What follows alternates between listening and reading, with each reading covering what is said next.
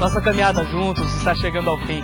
A viagem continua, mas daqui para frente, você, professor, professora, segue com seus companheiros, seus alunos e sua escola. A essa altura do curso, o professor já se sente como parte da comunidade. O seu trabalho é feito a partir de pessoas, com elas e para elas. Professor solitário? Desculpa, mas não existe. Está certo. Foi só um jeito de começar a me despedir do nosso público. Você está iniciando a unidade 8, a última do módulo 4 do Proformação. Nestes 2 anos de estudos, é bem provável que você tenha mudado como pessoa, como professor, como cidadão. E nenhum segredo ou mágica aí é que, de alguma forma, você transformou o seu trabalho e a sua visão das coisas. Foi ou não foi? Eu mudei muito. Aprendi a observar melhor o comportamento dos meus alunos, aproveitando os conhecimentos que eles trazem de suas casas e da sua realidade para a sala de aula. Os conteúdos que dentro do Proformação, dos livros didáticos, bate realmente com a realidade do aluno, então faz com que você mude, que você queira mudar. Antes do Proformação, eu era muito tradicional, ficava presa aos livros didáticos. Minhas aulas eram paradas e eu valorizava muito a teoria. Hoje eu não sou mais, eu sou mais dinâmica e procuro todas as fontes de conhecimento para melhor aprendizado dos meus alunos. Eu mudei meu jeito de trabalhar, porque antes vinha os conteúdos, né?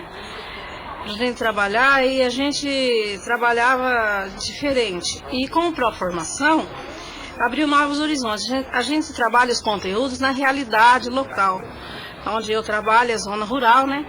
Então a gente trabalha de acordo ali com a realidade dos nossos alunos. A Proformação me fez refletir, encaixando cada peça até chegar nas nossas aldeias e ressurgir na memória os 500 anos de invasão no nosso sentimento. Também quero fazer o mesmo com os alunos, a lutar sempre como nossos antepassados foram, mas com luta de sabedoria e guerrear a favor da justiça, graças à Proformação. Eu acho assim que o Proformação foi uma janela que abriu para a gente. Depois de cursar o Proformação, mudei o jeito de ser. Já não sou mais aquela pessoa de aplicar o modo como tinha aprendido. E também o meu modo de trabalhar com os conteúdos ou um determinado assunto já é diferente, onde o aluno compreende com mais facilidade. Isso também depois de cursar o Proformação. Muita gente não acredita em mudanças, mas também é difícil acreditar na falta de mudanças. Com acesso à informação e com vontade, é claro que as pessoas podem mudar suas vidas, suas ideias, o mundo. O professor, esse aí então, é um construtor da história da educação. Uma história que está sempre sendo escrita. Claro, os memoriais que você coloca no papel são resultado de um pensamento seu sobre sua atividade ao longo do tempo. O que você descobriu? Como foi que fez isso ou aquilo? Qual a atitude dos alunos? Escrever é uma prática que você não deve interromper nunca. Afinal, sempre existirão novas descobertas a serem registradas. O melhor resultado da nossa atividade, fazer folheto, foi as crianças se sentirem fazendo uma coisa importante para os pais e amigos. Aqui, a tal da barriga d'água, a esquistossomose, para muita gente não tinha relação alguma com o caramujo ou com a qualidade da água que o pessoal bebe. Agora a coisa mudou em função do empenho dos meninos. A gente às vezes pensa que não, mas as crianças reconhecem, e muito, o sofrimento de quem está doente. Sinto que a atividade é boa para eles, mas ainda fico pensando se dá para ir um pouco além e tentar fazer eles verem que essa iniciativa pode servir em muitas outras situações. Queria que eles conseguissem generalizar. É muito bom acompanhar o trabalho da professora Zélia. Ainda bem que ela escreve. Se não, já imaginou? Ia ficar tudo só na cabeça dela e muita coisa ia ficar esquecida. Não é à toa que a história de vida e de trabalho dos professores chama tanto a atenção dos pesquisadores.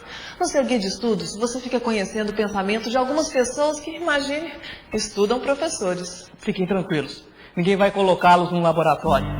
Pelo contrário, a experiência de cada um é única e não pode ser repetida. Ao longo de sua caminhada pela vida toda, o professor vai construindo conhecimento que é só seu. São respostas encontradas para suas dúvidas, são formas exclusivas de agir, sentir e pensar sobre seu mundo. Por tudo isso, É importante saber como se forma um professor. A minha infância foi uma fase muito difícil por ser eu faço parte de uma família indígena. Fazendo parte de uma comunidade indígena, o meu primeiro contato com a língua estrangeira, naquela época o português, foi com o professor branco. Não sabia o que ele falava e nem entendia o que ele explicava, por isso tive muita dificuldade de aprender. Não tive acesso a escolas, por não ter professores. Sou de uma família humilde com pais analfabetos. Lembro-me que tinha um desejo imenso de estudar. Na escola, eu lembro que era o meu maior sonho, né, estudar, né, que meu pai sempre falava, meus filhos não vão ser burros como eu. Era muito bonito, era de madeira, né, lembro muito da minha professora, que era boa, mas também era severa, ela sempre trazia um bambuzinho, né. Houve muitas mudanças, sim. Na minha época, a época eu estudava com a época de hoje, né? Hoje o aluno tem mais, assim, por exemplo, ele pode expor o seu ponto de vista, participar mais, né? E naquela época não tinha essa toda participação, você não tinha essa liberdade de falar, de expor seu ponto de vista, era só o professor que falava. Comecei a dar aulas em minha casa, 1 hora por dia, no intervalo do meu trabalho. Até o dia que construíram uma escola, onde fui dar aulas oficialmente. Isto quando eu tinha 16 anos e meio. Eu não tinha, assim, intenção de ser professora, não. Mas aí, quando eu entrei na sala de aula, aprendi a gostar, não tinha, assim, um conhecimento adequado, como lecionar, não tinha nada. Fui aprendendo aos poucos, né?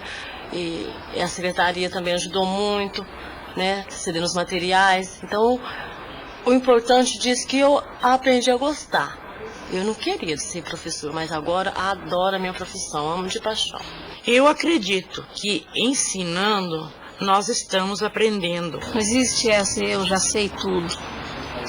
Sempre a gente está aprendendo. Cada dia que passa me torna cada vez mais capaz e penso nos outros professores. Será que penso como eu? Acredito que pode haver mudança na sociedade? Meus pontos negativos, meus pontos positivos, minha relação com meus alunos, tudo isso são anotados para no final do dia, né, a gente ter aquela reflexão, repensar onde foi que eu errei, onde que eu preciso melhorar, aperfeiçoar cada vez mais. As anotações faz a gente crescer e corrigir. A gente sempre está buscando, né, está verificando, né, os nossos erros, né, e os nossos acertos também, e se avaliando. Claro que quem tira maior vantagem nos memoriais escritos é o próprio professor. Essa reflexão é a sua base, é o chão que ele pisa. O que já aconteceu, o caminho percorrido, serve para planejar o próximo passo. Planejamento do ensino é o tema de ação docente na nossa última unidade do Proformação. Lendo o guia de estudos, você vai ficar sabendo que planejamento é resultado de experiências e escolhas do professor. Planeja-se o que acontecerá no ano, no mês, na semana e na próxima aula. A situação dos alunos permite escolher determinados objetivos de ensino. A partir daí, definem-se os conteúdos a serem trabalhados, como isso vai acontecer, onde, quando e até como os alunos serão avaliados. Resolvi discutir com as crianças ideias sobre o meio ambiente e as relações que existem entre locais distantes. Primeiro, estou pensando em ir com eles ao córrego para observação. Ali existe um cheiro ruim porque os peixes morrem, devido ao agrotóxico usado nas plantações das fazendas. Depois, apresentarei a eles fotos, mapas e o globo terrestre, para permitir que reconheçam a continuidade do espaço. Os rios de fronteira talvez seja um bom começo. E finalmente a ideia de que os rios chegam ao mar.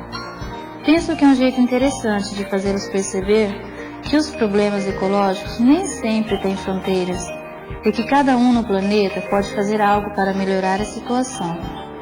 Para avaliar, pedirei que me contem uma história de um lixo, a história de uma garrafa de plástico, que vai boiando pelos rios até o mar. Essas informações e outras ideias para aproveitar nos seus próprios planejamentos você encontra no seu guia de estudos. Em Identidade, Sociedade e Cultura, você encontra mais informações sobre as ameaças ao meio ambiente e os riscos que as mesmas representam para a humanidade. Que a previsão do tempo nunca foi perfeita, tudo bem. Mas as alterações que têm surpreendido as pessoas dão uma sensação de desequilíbrio geral.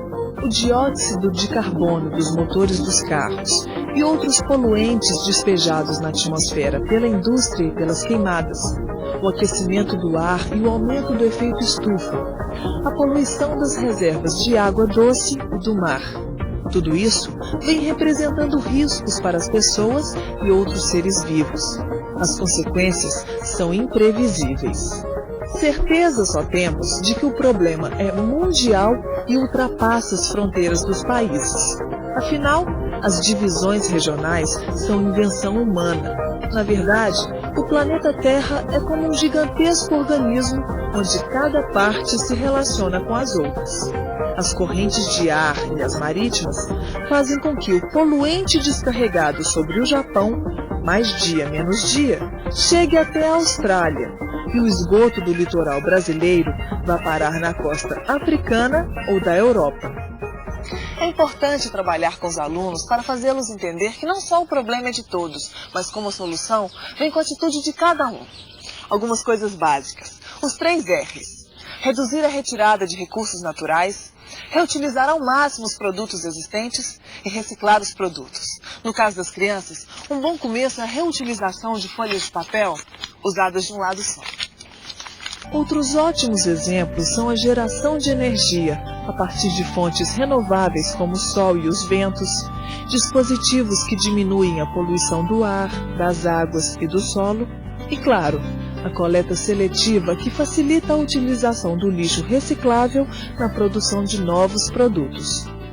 Já em Vida e Natureza, a saúde das pessoas é que é apresentada como indicador da qualidade do ambiente. Regiões deterioradas, onde a água, o ar, o solo estão comprometidos, apresentam grande índice de doenças na população. Um dos maiores inimigos da saúde são os esgotos descarregados em rios, que são fontes de água da população. Como na maioria das vezes as águas não são encanadas e muito menos tratadas, vários micro-organismos podem invadir o corpo e causar doenças. Sem tratamento, trazem a morte. Os depósitos de lixo também atraem animais transmissores de doenças. Fora isso, a produção de lixo é um dos motivos de maior preocupação, porque os restos, a sujeira, nunca param de chegar. E quando o lixo é industrial, como plásticos, metais ou vidro, demora meses, anos, séculos para ir embora. As regiões amazônica e do Pantanal mato-grossense ainda enfrentam outro grande problema, o do envenenamento das águas por 250 toneladas de mercúrio por ano. O metal tóxico chega até as pessoas pela água, pelo ar, pelas plantas, peixes e outros animais que fazem parte da dieta do dia a dia. A professora Zélia também aproveitou os conhecimentos de linguagens e códigos da Unidade 8. Ali os temas são os álbuns e os livros de imagens.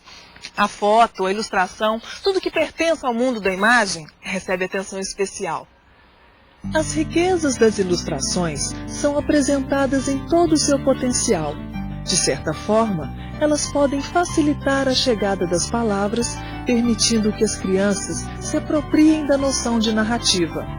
A professora Zélia resolveu usar a história de imagens para avaliar a aprendizagem do conteúdo Seres Vivos e Homens, um Mundo Só. Será que os alunos realmente percebem que uma coisa acontecendo aqui terá reflexos a milhares de quilômetros? Uma garrafa. A garrafa foi jogada no Rio Dourado. Passando pelo Rio Paraná, ela descia e subia as ondas. Ela passou por o rio Iviema, ultrapassando a cidade dourada, ultrapassando todo o lixo lá, essa garrafa, e até que desagou no Oceano Atlântico.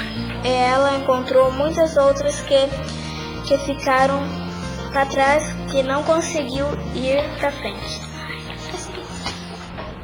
Esses livros podem ser usados para apresentar o trabalho para as crianças que ainda não sabem ler. Ler palavras, é claro. E desse jeito a professora vai realizando esse trabalho bonito, que é levar uma chance de crescimento para as pessoas. Informação só? Muito mais. A escola representa a possibilidade das pessoas criarem seu próprio conhecimento, as suas verdades, e assim transformarem suas vidas e o mundo. Para melhor. Bom, falar o quê? Bom estudo e Bom trabalho. O maior obstáculo do professor da área rural é a falta de transporte e acesso aos cursos de capacitação e o reconhecimento e valorização do profissional. O maior obstáculo que eu tinha particularmente era a falta de preparação para ensinar os alunos. Bom, para mim eu acho que é o reconhecimento, né? Antes da pró-formação era se chamar de leigo, que eu estudei 3 anos no magistério e não tive oportunidade de terminar o quarto, então eles falavam, professor que não tem um magistério é leigo, sabe menos que o que estudou 4 anos lá dentro da sala de aula. Nós não agradamos a todos. Por exemplo, tem pais que estão contentes com o seu trabalho, que reconhece, te valoriza, e tem outros pais que não te dão o valor que você merece ter. Professor que mora lá na zona rural não poder se aprimorar, né? E agora com a formação mudou, né? Esse obstáculo está sendo vencido. A melhor recompensa é quando vemos os nossos alunos encaminhados na vida, gozando o privilégio do saber. Minha recompensa é quando eu vejo meus alunos alfabetizados, ou quando eu passo assim, as atividades, eles conseguem. E também eu sempre tento passar para eles que eles sejam assim, pessoas que saibam os seus deveres, os seus direitos, sabe? Aquele cidadão crítico do futuro. Pretendo continuar estudando no nível superior e obter a formação necessária para que realmente possa fazer do meu aluninho o cidadão crítico a defender seus direitos e direitos da sua comunidade. Vou continuar pondo em prática o que aprendi no pró-formação e dar continuidade aos meus estudos fazendo uma faculdade.